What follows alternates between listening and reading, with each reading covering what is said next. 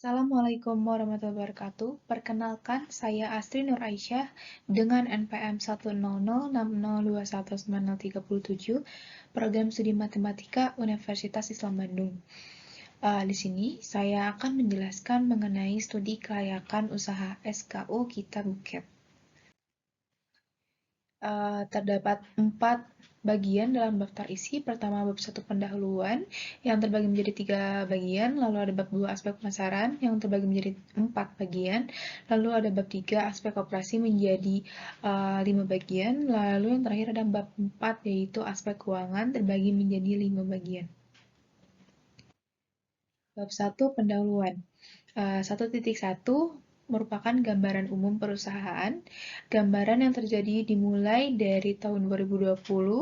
2020 ini di mana usaha buket kita ini didirikan oleh 2 orang mahasiswi Unisba dalam program studi matematika dan program studi statistika yang bergabung menjadi satu, dan memang produksinya itu pertama kali mengenai produk buket bunga dan buket makanan ringan. Dan seiring berjalannya tahun, pada tahun 2021-2022 itu kita mengadakan produk hampers, dan pada tahun 2023 juga memang semakin komplit ya untuk keterampilan yang kita buat mengenai buket makanan, buket uang, ataupun hampers itu sendiri. Dan penjualannya itu juga dari awal 2020 kita pakai sistem door to door, dalam artian kita memang menawarkan kepada orang-orang terdekat terlebih dahulu dan wisudawan dari berbagai universitas, dan mengandalkan relasi juga kita. Lalu ada 1.2 mengenai latar belakang wirausaha, seputar mengenai berkewirausahaan. Lalu ada pemicu kebutuhan kewirausahaan yang terbagi menjadi 4, dicocokkan berdasarkan kasus yang diangkat. Nah, 4 kebutuhan kewirausahaan itu terbagi menjadi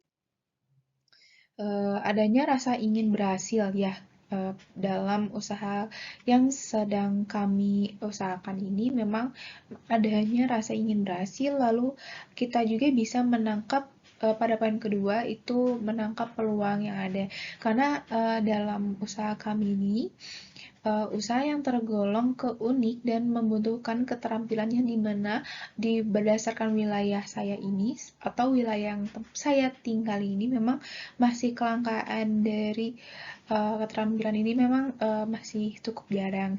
Lalu ada untuk keinginan untuk mengambil resiko. Nah, dari penjelasan sebelumnya yang saya jelaskan tadi, memang bisa kita ambil resikonya, karena resikonya itu memang karena keunikan kami dan mungkin orang-orang juga masih awam, dan kebanyakan orang-orang awam tersebut memang belum membentuk suatu pola pikir di mana mereka belum bisa menilai karya kami dengan baik. Maksudnya tuh ada yang bilang atau mereka rata-rata bilang bahwa produk kami itu kemahalan karena mereka tuh belum terbentuknya pola pikir di mana keterampilan seperti ini tuh membutuhkan jasa yang cukup besar lah gitu. Jangan hanya melihat dari isi dari bucket kita atau misalnya isi dari hampers kitanya. Mungkin itu bisa sebagai aspek penilaian, tapi kan bukan hanya dalam isinya doang gitu kan, dalam isinya juga kita memaksimalkan berbagai keterampilan yang ada. Dan mungkin ada biaya akomodasinya tersebut, dan mungkin ada biaya modal yang harus kita keluarkan gitu. Selanjutnya ada rasa percaya diri. Nah, dari poin-poin yang sudah saya jelaskan tadi, memang terdapat rasa percaya diri karena kita merasa unik, kita mempunyai keterampilan yang tidak biasa yang dimiliki oleh orang-orang lainnya, maka kita atau 2 orang pendiri itu memang percaya diri akan usaha yang kita buat. Lalu selanjutnya ada tujuan penyusunan SKU pada titik pada poin 1.3 yang pertama mengembangkan jiwa wirausaha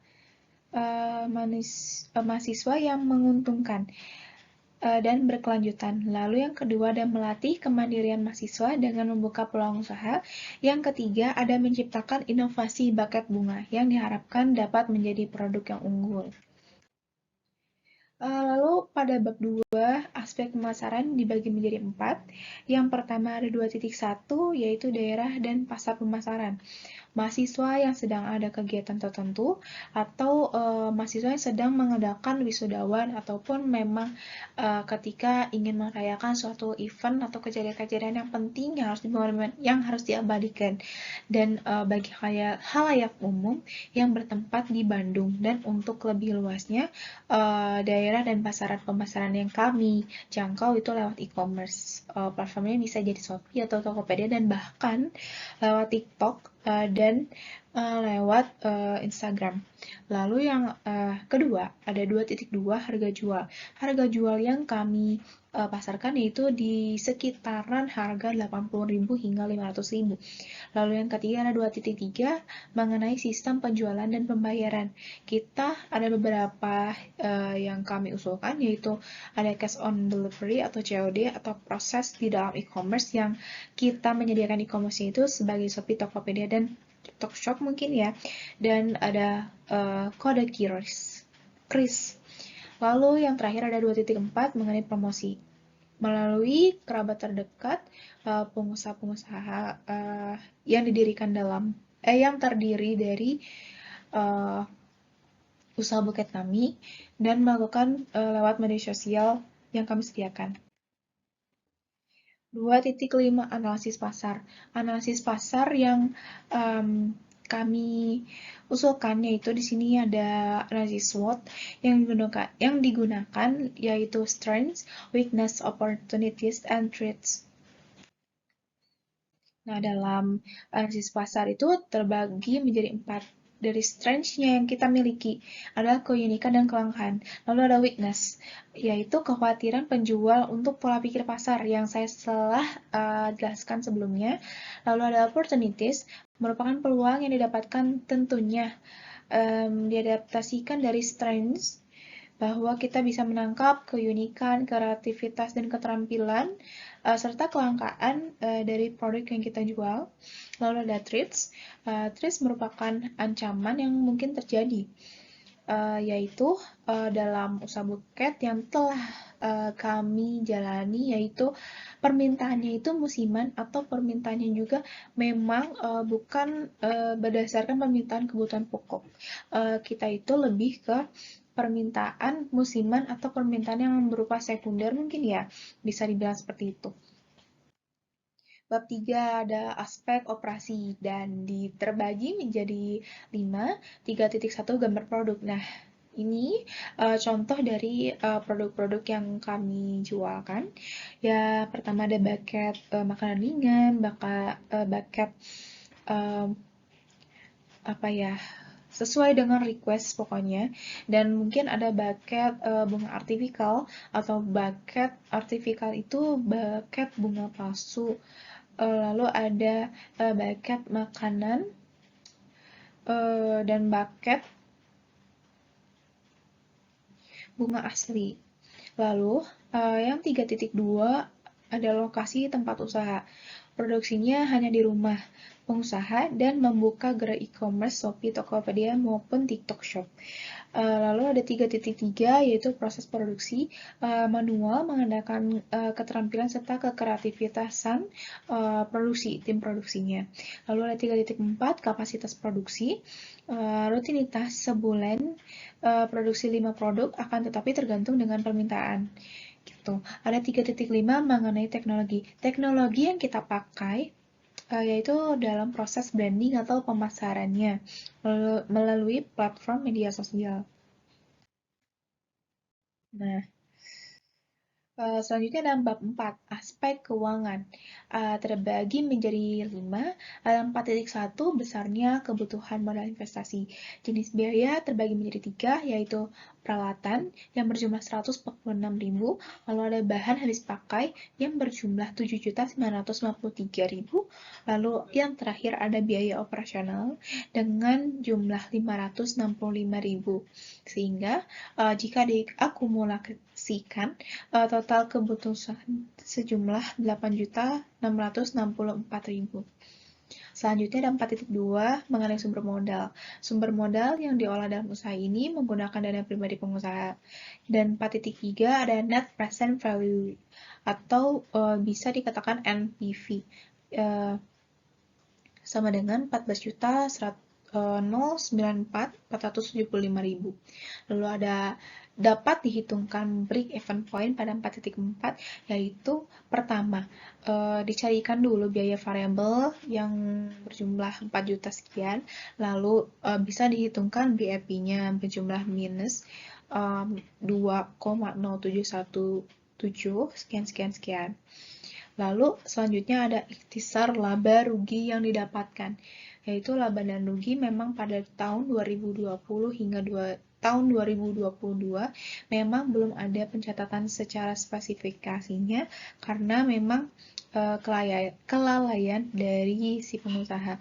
Dan dari pengalaman tersebut dalam beberapa tahun itu, pengusaha kepingin memperbaharui si sistem dari perhitungannya lebih terawang atau bisa dibilang lebih ada fisik tertulisnya bahwa laba dan rugi dari usaha yang kami jalani itu seperti apa dan sejumlah apa gitu. Nah, ini bisa dilihat oleh teman-teman sendiri bagaimana anggaran biaya yang kami keluarkan. Ada peralatan berjumlah sekian, bahan habis pakai, lalu ada biaya operasional, dan memang totalnya setelah diakumulasikan sebagai berikut 8.664.000. Proyeksi aliran kas sebagai berikut. Dari pendapatan penjualan sebanyak 5.200.000, dan pada 2022 memang terjadi peningkatan hingga 7.425.000, dan modal investasinya seperti berikut: biaya tetap, bahan baku, dan sampai PV kas bersihnya.